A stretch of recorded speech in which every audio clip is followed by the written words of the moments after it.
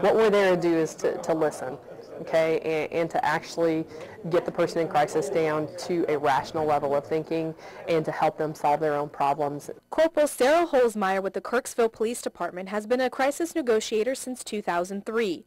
So what does it take to actually become one? A week-long course with intense training and a lot of role-playing. 3 of the 5 days was talking about active listening skills, how to negotiate, the basic principles behind negotiation, and that it's a lot more listening than it is talking. And then the last 2 days of my training was actually scenarios. But no matter what kind of training these negotiators receive, the true test is when they're actually called to a scene, and there's a wide range of scenarios they're trained to deal with. We're called out in conjunction with the SRT team here in Kirksville, and what we do is we deal with people who are threatening to commit suicide, to take their own life or to take somebody else's, whether it be they have a hostage as far as maybe a bank robbery situation or maybe a domestic violence situation where someone would take their wife and kids hostage or something along those lines.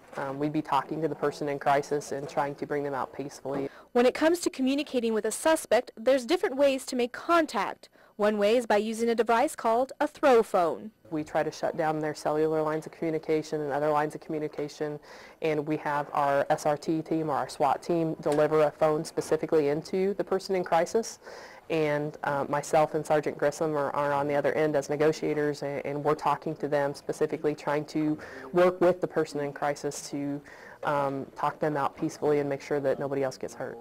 And no matter what the situation is these negotiators are called out to, there's no time limit to diffusing the situation. What we're there to do is to listen, okay, and to actually get the person in crisis down to a rational level of thinking and to help them solve their own problems in a peaceful manner is actually all we're trying to do.